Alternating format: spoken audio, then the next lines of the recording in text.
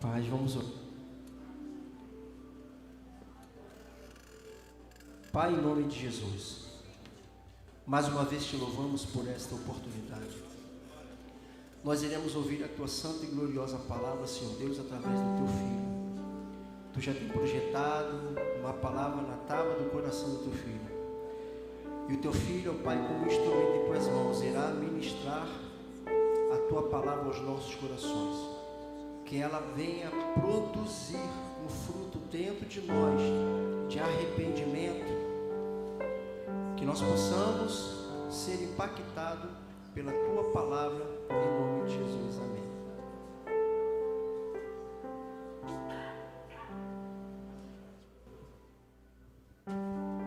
Amém. Cumprimento a amada igreja com a paz do Senhor. Eu quero pedir para você abrir a sua Bíblia no livro do Gênesis,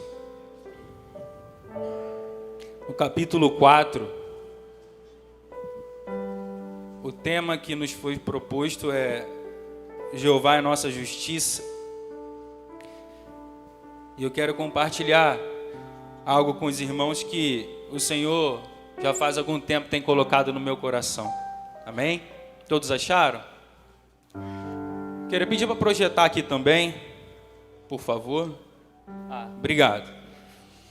Gênesis capítulo 4, a partir do versículo 16. Isso. A palavra de Deus diz assim: E saiu Caim diante da face do Senhor, e habitou na terra de Nod, do lado oriental do Éden. E conheceu Caim a sua mulher, e ela concebeu, e deu à luz a Enoque. E ele edificou uma cidade, e chamou o nome da cidade conforme o nome de seu filho Enoque. E a Enoque nasceu Irade, e Irade gerou a Meujael. E Meujael gerou a Metusael, e Metusael gerou a Lameque. E tomou Lameque para si 2 mulheres. O nome de uma era Ada, e o nome da outra era Zilá. E Ada deu à luz a Jabal, e este foi pai dos que habitam em tendas e têm gado. E o nome do seu irmão era Jubal, e este foi pai de todos os que tocam harpa e órgão. E Zilá também deu à luz a Tubal-Caim, mestre de toda a obra de cobre e ferro. E a irmã de Tubal-Caim foi Noema. E disse Lameque às suas mulheres Ada e Zilá: Ouve minha voz, vós, mulheres de Lameque. Escutai as minhas palavras, porque eu matei um homem por me ferir, e um jovem por me pisar. Por 7 vezes Caim será castigado, mas Lameque 70 vezes 7. E tornou Adão a conhecer a sua mulher, e ela deu à luz a um filho, e chamou o seu nome Sete, porque disse ela: Deus me deu outro filho em lugar de Abel, porquanto Caim o matou. E a Sete também nasceu um filho, e chamou o seu nome Enos. Então começou a se invocar o nome do Senhor. Eu queria que você, por gentileza, colocasse a sua Bíblia aberta na sua cadeira e fechasse seus olhos. Vocês oraram por mim, eu também quero orar por vocês. Senhor, queremos te agradecer mais uma vez, Pai. Nós estamos diante da tua poderosa palavra. A sua palavra, Senhor, por si só já é suficiente para produzir a transformação que o Senhor quer nessa noite. Mas por misericórdia, por graça, Pai, o Senhor nos permitiu estarmos aqui. Então nós queremos pedir, Pai, por favor, caia sobre nós com espírito de sabedoria, com espírito de revelação. Senhor, toma a nossa mente, o nosso coração cativo a Ti agora, Pai.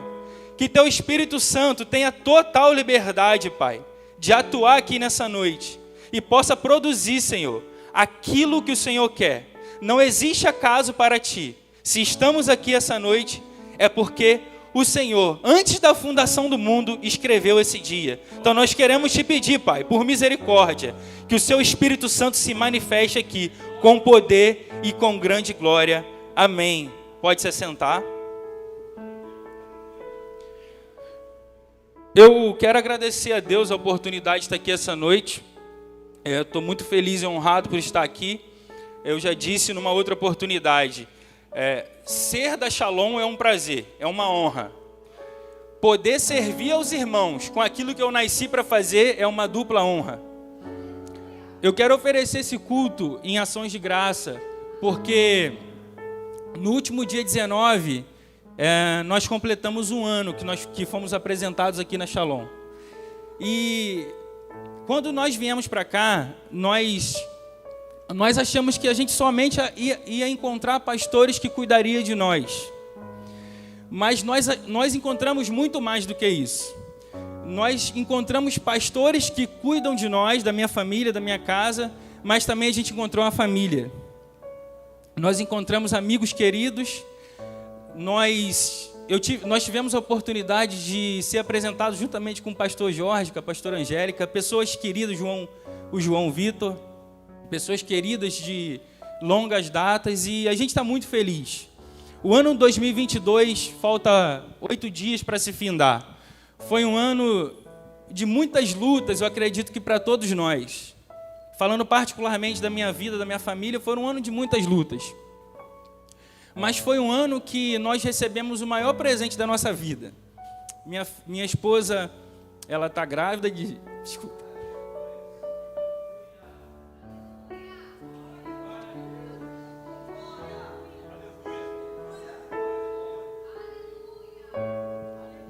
Desculpa a emoção, mas é porque isso é muito significativo para a gente.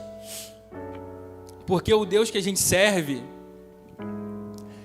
Ele ainda é poderoso para fazer a estéril ser mãe de filhos. Eu não sei se você veio aqui, de repente, precisando de um milagre. Mas o Deus que você veio servir, que você veio buscar e que você veio adorar, Ele é poderoso para em um culto mudar a sua história. Em 2020, nos 21 dias, a gente estava aqui, sem perspectiva nenhuma de vida. Talvez vivendo o nosso pior momento. E um pastor, o pastor Enéas, se eu não me engano o nome dele é esse, pastor Enéas. Ele parou o culto, ele parou a pregação e falou para minha esposa: eu vejo um bebê lindo no seu colo. Sabe por quê? O Deus que nós servimos, Ele não depende do seu momento para mudar a sua vida. É por isso que Ele é o Deus dos deuses. Porque a gente tem a tendência de achar que as coisas na nossa vida, ela vai acontecer só quando tudo está indo bem. Mas normalmente, o Senhor, Ele pega o nosso pior momento, quando a gente acha que a gente não vai conseguir fazer mais nada da nossa vida, e Ele derrama sobre nós as maiores promessas. Eu estava no meu trabalho, e um homem bêbado me chamou. Eu nunca tinha parado para falar com aquele homem. Ele não conhecia nada da minha vida. Inclusive esse homem anda armado, sem ser polícia. Ele me chamou, bêbado. Ele olhou para mim chorando e falou assim: eu já pedi para Deus não me usar, mas Ele continua me usando desse jeito que eu tô. Ele falou assim para mim: eu sou presbítero afastado da igreja presbiteriana, mas eu os mando te dizer, fala para sua esposa ficar tranquila, que eu tô vendo as crianças correndo na sala. O cara tava bêbado. Ele nunca parou para falar comigo. Ele não sabia da minha vida. Ele nem sabia se eu era casado. Ele nem sabia se eu tinha filho. E ele nem sabia se a gente queria ter filho. Então, nada disso aqui estava no script. Isso não está no meu esboço. Mas, se você sair daqui com essa certeza, eu não preciso pregar mais nada. Mas se você sair daqui com essa certeza hoje, eu já vou ficar satisfeito. O Deus que você serve não depende do seu momento para mudar a sua história. Quando chega o tempo determinado, ele muda e ponto. Somente confia. Ainda que tudo diga o contrário. Se ele prometeu, se ele prometeu, não é que ele vai fazer, é que ele já fez. Só que tem o tempo que você encontra. Na geometria a gente estuda isso, é a parábola que encontra. É quando ele promete, chega o tempo que você chega no ponto X da promessa dele e do tempo do cumprimento. Então espera, fica tranquilo. Então eu quero oferecer esse culto de ações de graças por isso. Amém? Como eu disse, o tema que nos foi proposto é a justiça de Deus, Jeová como a nossa justiça.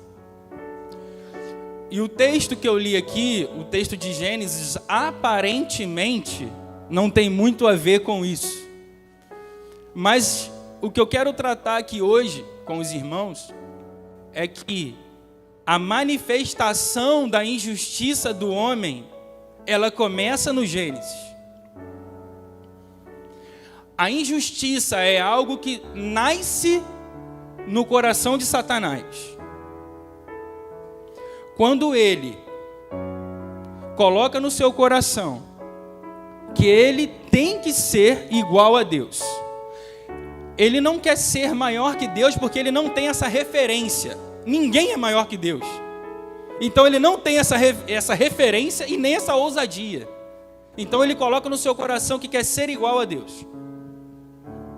Então ali nasce a injustiça.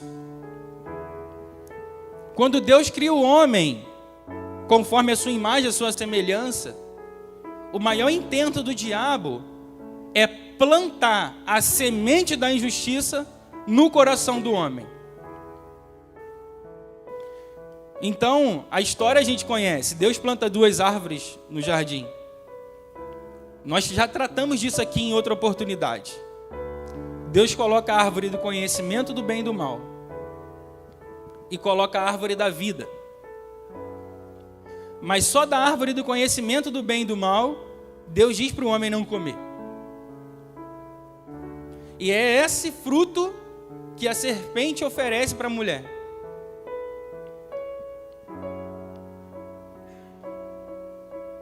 Existe um livro que se chama O Silêncio de Adão. O nome do autor é Larry Crabb. E ele traz um ponto interessante sobre isso. Porque ele diz, e confirma isso na palavra, ele diz, Adão não estava distante de Eva. Quando a serpente persuade a mulher, ele está do lado. Porque a mulher come o fruto e automaticamente ela já dá para ele, não dá nenhuma explicação. E ele, consciente, ele troca a revelação de Deus e a intimidade que ele tinha com Deus pelo conhecimento de Deus. Adão tira Deus do início da vida dele e põe para o final. Se eu vou conhecer o que Deus conhece, para que eu vou precisar dele? Se eu já tenho o que eu preciso, para que eu vou andar em comunhão com Deus e para que eu vou andar em comunhão com meu irmão? É aí que começa a habitar a injustiça. A injustiça, ela é filha da iniquidade. E a iniquidade, o iníquo é diferente do pecador. Todo iníquo é pecador, mas nem todo pecador é iníquo. Por quê? Porque alguém pode estar servindo ao Senhor de coração sincero e de repente cair no pecado. De repente pode fraquejar. Por exemplo, em Lucas 15, nós temos 2 filhos que tinham comportamento de escravo. O filho que a gente chama de filho pródigo, que era o mais novo, que partiu, e o irmão mais velho. Um era pecador, o mais novo era pecador. Ele só queria curtir a vida, ele só queria conhecer algumas coisas. Mas o mais velho era iníquo. Porque o iníquo, ele usa de todo o atributo, de toda a ferramenta que o pai dá para pecar de maneira consciente e adquirir para si uma vantagem em detrimento do seu irmão. Então, muitas vezes o pecador está no mundo e vai ser alcançado pela misericórdia de Deus. E o iníquo está dentro da igreja. Mas ele usa da palavra, ele usa da comunhão para se dar bem. Ele não tem comunhão. Todas as suas relações são interesseiras. Isso é iniquidade. Foi assim que o diabo fez e conseguiu convencer 1/3 dos anjos. Imagina, irmão, você viver a realidade do céu. Quando a gente lê Apocalipse, a gente fica impactado. Eu amo o livro do Apocalipse. Minha esposa perguntou: você vai pregar em Apocalipse hoje? Falei: hoje não. Porque você vê a realidade do trono. O seu coração queima. Por quê? O livro termina dizendo que a Nova Jerusalém vai descer e Deus vai habitar novamente com os homens. A partir do Gênesis e da queda, nós vamos ver Deus reescrevendo a história. É por isso que eu comecei do Gênesis 4. Nós vamos ver Deus reescrevendo a história, para que a realidade que foi perdida após a queda seja uma nova realidade com a família de Deus. Toda a história bíblica vai mostrar Deus formando uma família para se ajuntar os filhos novamente e ele habitar no meio dos seus filhos. É por isso que quando ele vai encontrar um homem em Gênesis 11, ele chama um homem chamado Adão, que significava pai exaltado. Só que Abraão, que significa pai exaltado. Só que Abraão nem filho podia ter. Quando Abraão sai, ele leva Ló, e às vezes a gente vê as pessoas criticando Abraão por isso. Só que se você for prestar atenção direitinho na história, você vai ver que o pai de Ló tinha morrido. E Abraão não podia ter filho. O que Abraão faz? Ele assume Ló como um filho. Então quando Deus diz, sai da tua parentela, Ló para ele já não era mais um parente. Ló para ele era filho. Ele assume a paternidade. Tanto é que ele se mete numa guerra para salvar Ló. Por quê? O sentimento que Abraão tinha por Ló é como se fosse um filho. Só que como Deus chama um homem para ser pai de uma nação, de muitas nações, e esse homem nem filho podia ter. É o que eu estou dizendo. A lógica humana não impede Deus de fazer os seus propósitos. Então, você vai ver que o Novo Testamento vai dizer, em Romanos 8, 29, que Jesus é o primogênito de muitos irmãos. Por que Jesus é o primogênito de muitos irmãos? Porque nós somos de verdade uma família. Então, a igreja do Senhor, ela é uma família composta por muitos filhos. Alguns um pouco mais velhos, alguns um pouco mais novos, alguns com mais maturidade, alguns com menos maturidade, alguns com uma posição social mais elevada, outros com uma posição social menos elevada. Porque se nós somos filhos de Deus, e Ele é o Senhor de toda a terra, e Ele é dono do ouro e da prata, por que existe crente rico e crente pobre? É para que a justiça seja feita. Então, a justiça ela não é só para trazer igualdade. A justiça é para promover a união. A justiça é para promover a comunhão. Se a gente for pegar, por exemplo, o início do capítulo 4, começa falando sobre o nascimento de dois homens, Caim e Abel. Então diz que Caim nasceu e foi lavrador da terra. Abel nasceu e foi pastor de ovelhas. Deixa eu abrir um parêntese. Provavelmente Caim e Abel não são os primeiros filhos de Adão e Eva. Provavelmente eles já tinham tido filhos e filhas. O registro de Caim e Abel é porque os dois carregavam o exercício sacerdotal de Adão. Porque se Caim era lavrador da terra e Abel era o pastor de ovelhas, o exercício sacerdotal de Adão era o cultivo da terra e a proteção da espécie. Estava sobre Adão essa responsabilidade. Então Caim exerce a responsabilidade do pai de cultivar a terra. E Abel exerce a responsabilidade do pai de proteção da criação como um pastor de ovelhas. Por isso há o registro deles dois. E é interessante que em nenhum momento a gente vai ver no capítulo 4 Deus pedindo uma oferta. A oferta que eles entregam não é Deus que pede.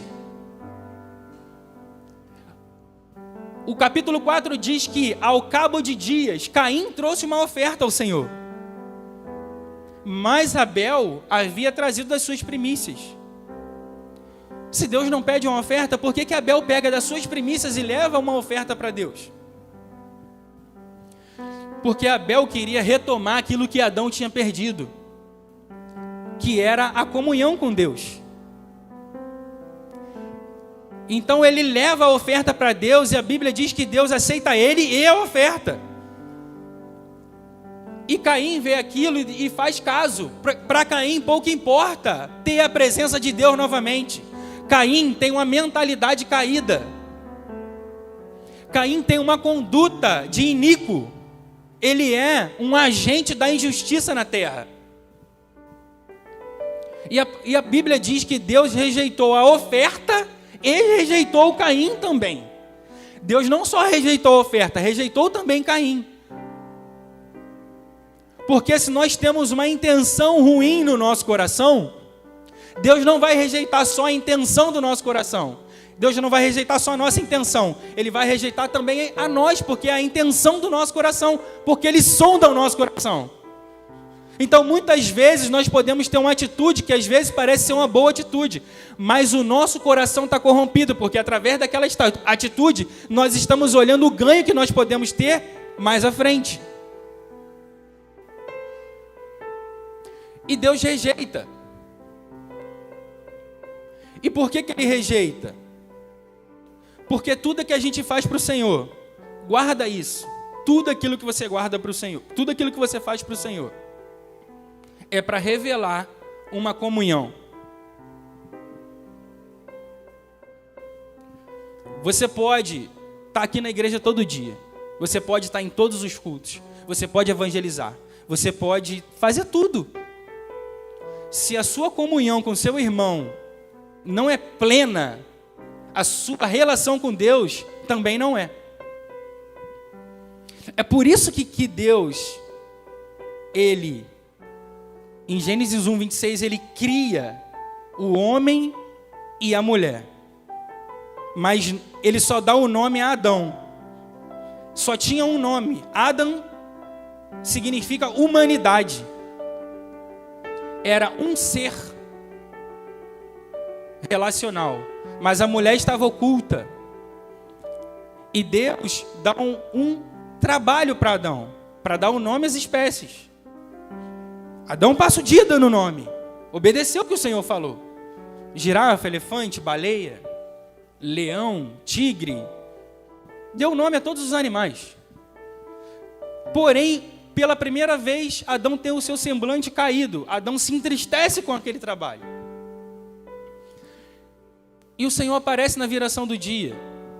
E Ele faz uma pergunta retórica a Adão. Ou seja, Deus sabe a resposta, mas Ele pergunta assim mesmo. E Ele diz: Adão, por que seu semblante está caído? E Adão diz: Senhor, eu passei o dia todo dando nome aos animais, mas eu não encontrei nenhum que tenha a mesma natureza que eu. Aí sim, o Senhor faz ele cair num profundo sono e tira a mulher dele. E até então Eva não tem nome, continua sendo Adão. E Adão percebe que aquela mulher completava ele. Aquela mulher tinha tudo aquilo que faltava nele, porque ela já estava nele. Então o trabalho que Deus dá para Adão de dar nome aos animais, no fim de tudo, foi para comunicar a Adão que ele tinha uma relação com alguém semelhante a ele. Então, se eu estou aqui hoje pregando e essa pregação no meu coração não tem a intenção de comunicar uma relação com meu irmão, não vale de nada. Por que algumas pessoas, quando o Senhor começa a se exaltar, se perde? Porque a primeira coisa que eles fazem é cortar a relação. É não entender que tudo aquilo é para uma comunhão. Aí a pessoa ensoberbece. Então, tem muitas exigências para a pessoa ir no lugar, no avião, e chega no lugar, e senta e não fala com ninguém, e sobe, e só tem uma boa retórica. Só tem uma boa palavra. E isso aí eu aprendi no segundo ano do ensino médio, quando a escola que eu estudava proporcionou para a gente um curso de oratória. Você aprende a falar perfeitamente bem. Você coloca umas palavras, umas frases de efeito no meio, você vira um pregador. Agora, aquilo que nós estamos fazendo aqui, flui para que invada os corações e transforme vidas? Quando você vem para cá e ouve alguém falando, você sai daqui com seu coração acelerado, querendo mudar algo na sua vida, é isso que vale. Porque Jesus falou para uma mulher pecadora, rios de água viva fluirão do seu interior. Então, a partir do momento que eu não tenho uma relação, eu não tenho uma comunhão com meus irmãos, eu me torno uma represa. Eu começo a reter aquilo que está sendo liberado sobre a minha vida para mim. E eu não consigo mais alcançar ninguém. Foi o que nós lemos aqui no domingo na palavra ofertória, sobre a semente de que Deus coloca na nossa mão virar fruto de justiça. E nós estamos falando hoje aqui de justiça. Tudo aquilo que Deus coloca na nossa mão é para que nós exerçamos justiça no reino de Deus. Então, quando temos a oportunidade de ofertar, é que Deus está nos dando a oportunidade de sermos participantes dessa justiça. Esses dias, essa semana, eu e o pastor ligamos para a missionária Sônia. Está lá em Moçambique. Abriu mão de um monte de coisa. Está cuidando de mais de 70 crianças. Órfãs, com AIDS. Situação triste. E o Senhor tem nos dado a oportunidade de ajudar a irmã Sônia lá, financeiramente falando. E assim que eu me converti, a minha esposa me deu um livro. E eu não aconselho isso para dar isso para nenhum novo convertido. Ela me deu um livro chamado Heróis da Fé, 20 homens que incendiaram o mundo.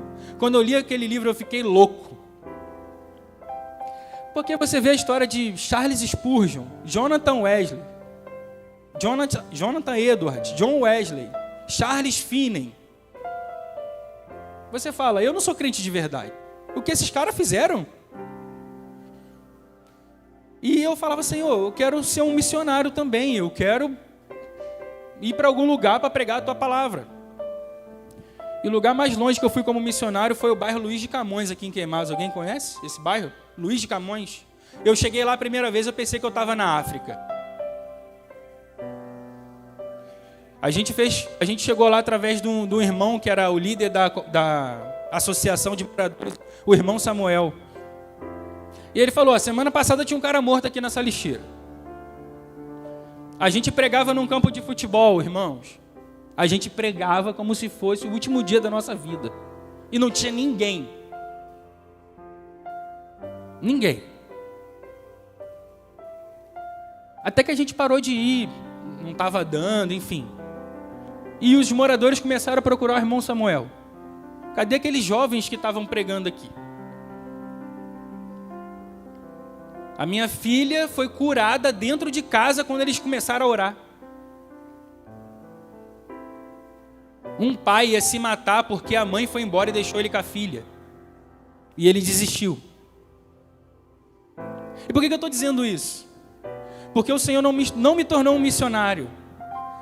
Mas Ele tem me dado a oportunidade de ajudar muitos missionários. E essa semana eu falei com o pastor Lecivaldo, o pastor Alexandre e o pastor Célio, numa reunião de oração que nós estávamos. E eu falei, eu tenho orado ao Senhor para que Ele me dê a oportunidade de doar muitos carros. Eu quero doar carros para as pessoas. E eu tenho orado a Deus isso. Porque a justiça de Deus, ela vai se manifestar na terra através de mim e de você.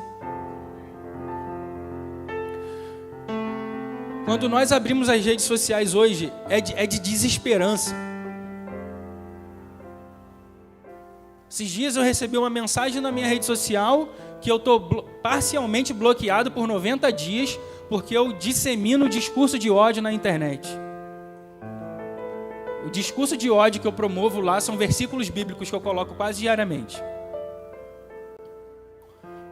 Agora, se eles fazem isso com um cidadão comum igual a eu, eles podem fazer com qualquer pessoa.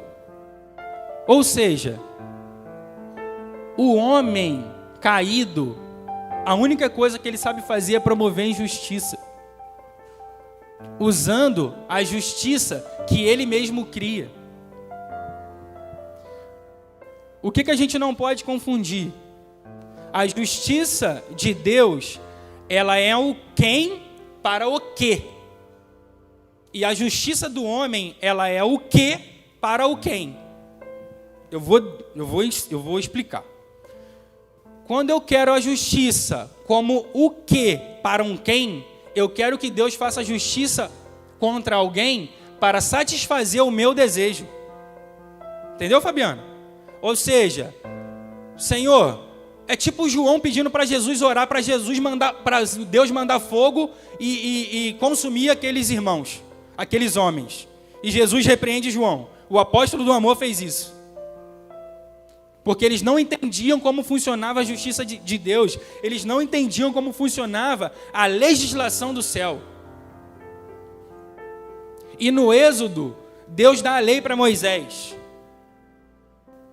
no monte. Em Mateus 5, 6 e 7, Jesus dá a lei do céu no monte também. E Jesus diz: a lei do reino diz que você deve amar quem te odeia. Você deve orar para quem te persegue. Se você nutrir ódio do seu irmão, você já é um assassino. Se você cobiçar a mulher do próximo, você já é um adúltero. Quando você olha isso com uma ótica humana, você fala: nossa, isso é impossível de eu fazer. Como que eu vou amar quem me odeia? Se eu descobrir que a pessoa me odeia, eu vou falar mal dela para todo mundo. Porém, quando você tem uma nova natureza, quando você nasce de novo, isso faz parte da sua nova natureza. É normal. É normal. Por que Caim mata Abel? Porque ele tinha um problema com Deus. O problema dele não era com Abel, era com Deus. Só que quando eu sou órfão, quando a paternidade de Deus não me alcança, eu quero eliminar o meu irmão. Porque eu entendo que ele está tomando algum lugar que é meu. Porque eu não consigo entender o que Paulo fala em Efésios 1, a partir do versículo 4. Paulo diz assim, Deus nos elegeu antes da fundação do mundo e nos predestinou para filhos de adoção. Aí ele diz assim, ele nos redimiu, ele nos revelou a sua vontade e ele nos selou com o Espírito Santo da promessa. Não existe possibilidade de você não ter uma vocação. Foi o que o Daniel falou aqui brilhantemente. O fato de nós estarmos aqui hoje e Deus ter nos proporcionado mais um dia de vida é porque nós temos uma vocação nesse mundo. Por quê? Porque Deus tem um propósito. E qual o propósito dele? É o que Paulo fala em Romanos 8, 29. Que Cristo seja o primogênito de muitos irmãos. Quando eu entendo dessa maneira, eu quero ir atrás do meu irmão. Eu não quero simplesmente me entristecer porque ele voltou e meu pai está dando uma festa. A iniquidade de querer algo que me beneficie é arrancada do meu coração. E eu consigo celebrar com meu irmão. Isso é justiça. Isso é o quem para o quê. Quem é o quem? Eu e você. Para o quê? Para o propósito de Deus. Qual que é a inversão do negócio? Eu quero o quê para o quem? Ou seja, eu quero sempre alguma coisa porque eu acho que eu mereço. E aí é o espírito do anticristo que atua em mim, porque o diabo, ele acha que ele é merecedor. E ele quer fazer você achar que você é merecedor também. E aí você se acha injustiçado. Esse é o problema. E aí, o plano maior de Deus, que é essa família, é estremecido por conta de política ou qualquer outra coisa. Irmãos, se a gente crê que o Senhor está no controle de todas as coisas, não é o resultado de uma eleição que vai mudar isso.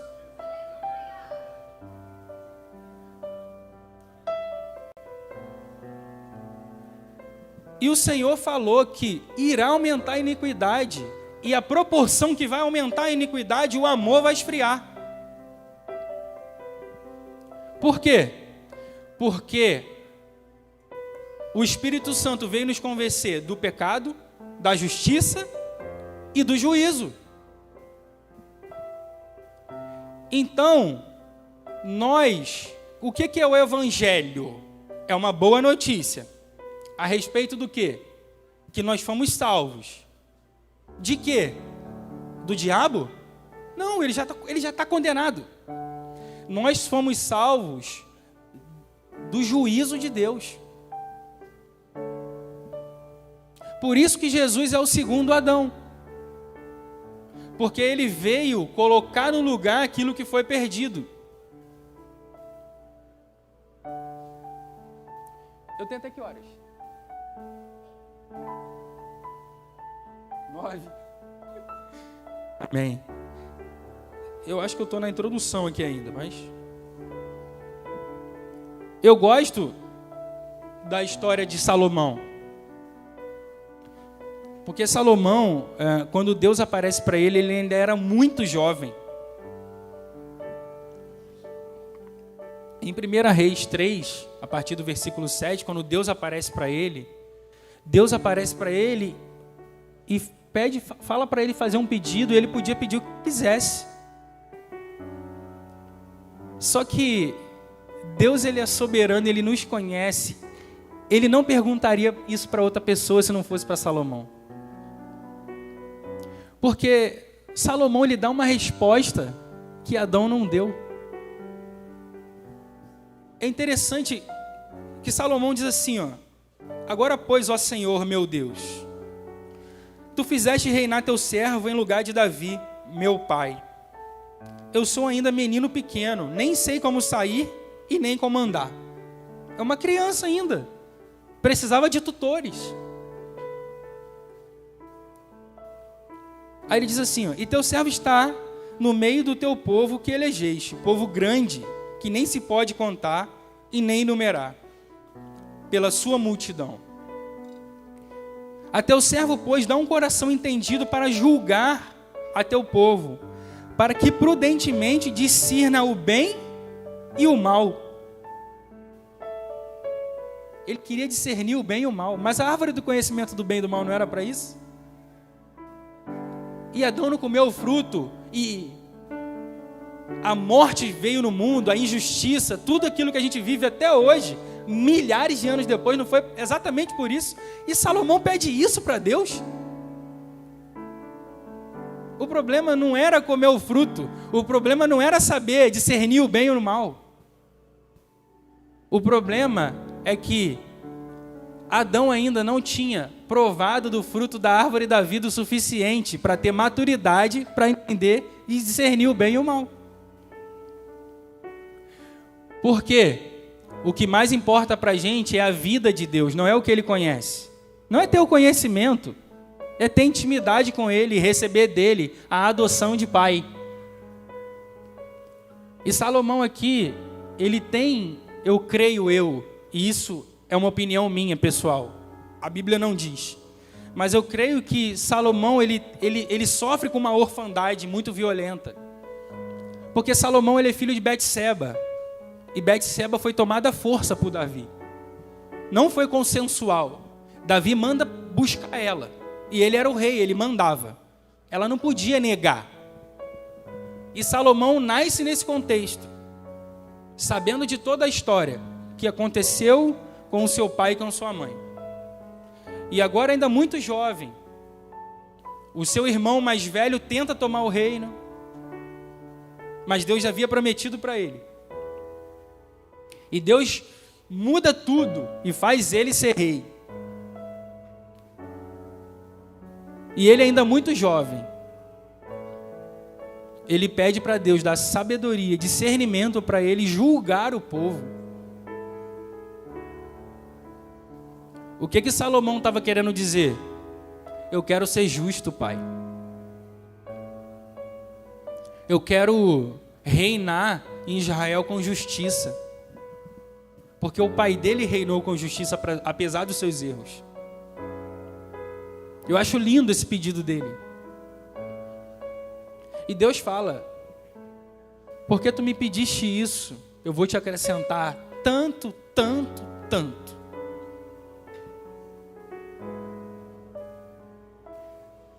Nós precisamos urgentemente ter no nosso coração, minha amiga Fernanda, a perspectiva da eternidade. Tudo que o diabo quer roubar de nós nesses últimos dias é que a gente perca a perspectiva de eternidade. Porque quando você tem na sua vida a perspectiva da eternidade, você consegue encontrar um lugar de atuação. Você se torna filho, você deixa de ser escravo, e o filho, ele arca com as responsabilidades.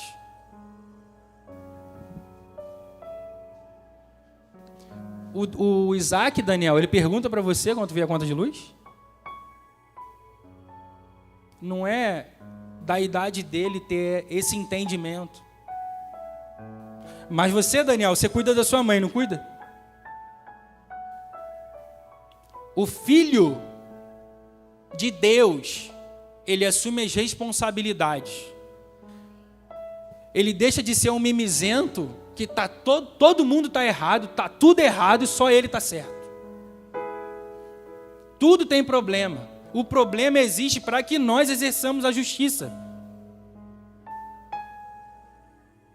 É por isso que o escritor aos Hebreus vai dizer que sem santificação ninguém verá o Senhor. Você não se santifica para ver Deus, você pode virar um monge, o Deus não vai aparecer para você. E como que sem santificação ninguém vê Deus? Porque se eu me santifico, o outro vê Deus em mim. Então eu dou a oportunidade de quem está em trevas ver a luz. É por isso que eu me santifico, não é para eu adquirir um benefício de Deus. Não é para eu receber um dom de Deus e me amostrar com esse dom, e eu ser alguém influente, e eu ter alguns lugares que abram as portas para mim, para que eu possa sentar em algumas mesas, e as pessoas saberem que eu sou influente, que eu sou conhecido. Eu me santifico, para que a pessoa olhe e fale, eu quero esse Deus, cara.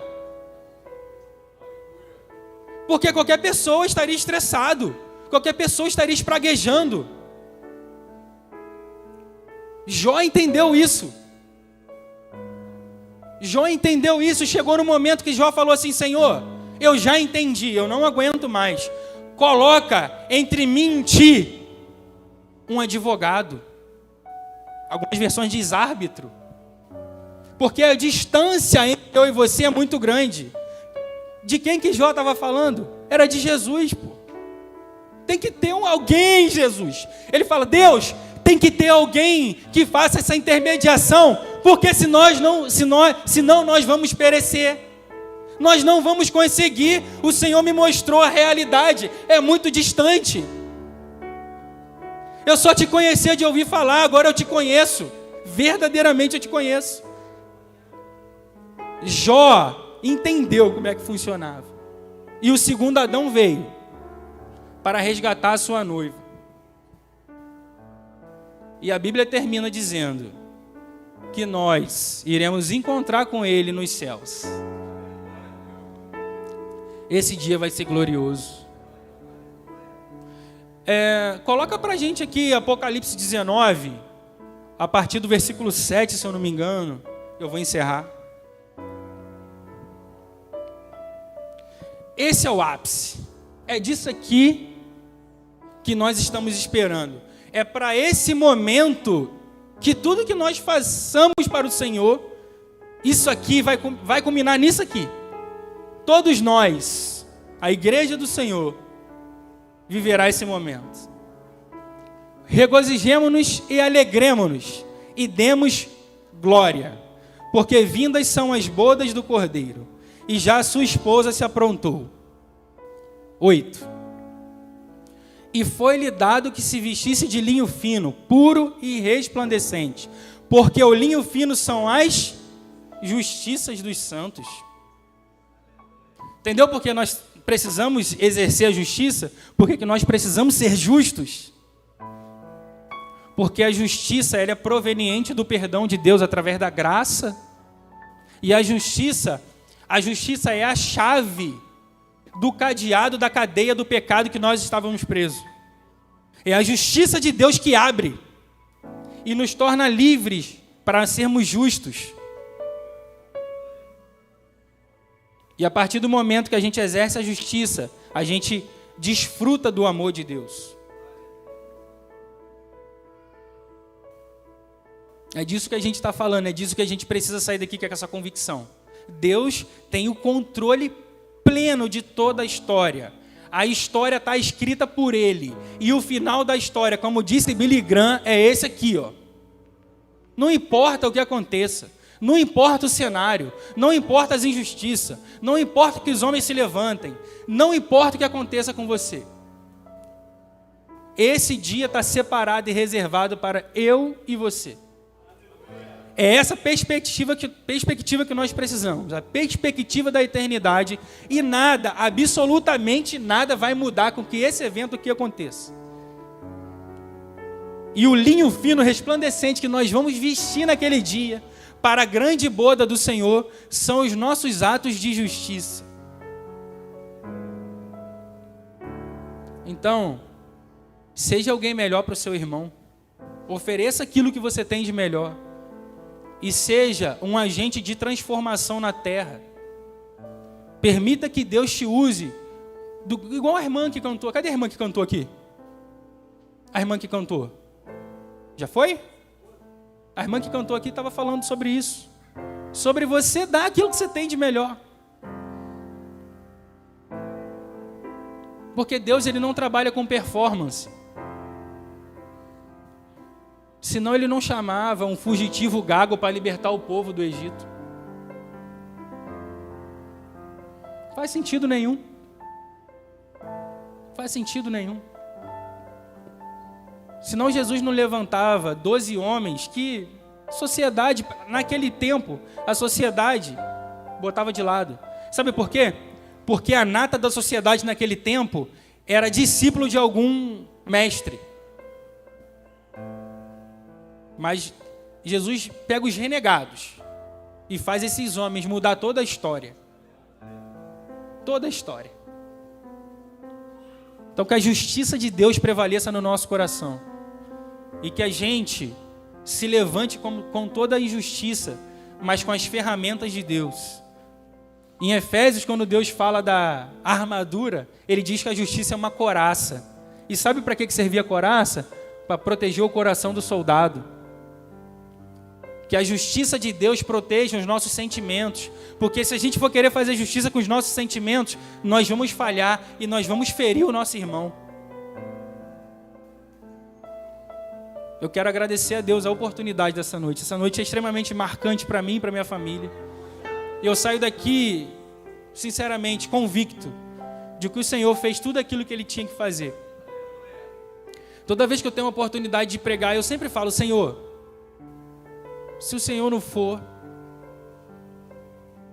eu não quero ter oportunidade, eu não quero ficar sendo chamado para pregar sem que o Senhor queira me levar em algum lugar e verdadeiramente o Senhor consiga impactar vidas e transformar vidas. Nós estamos aqui para isso.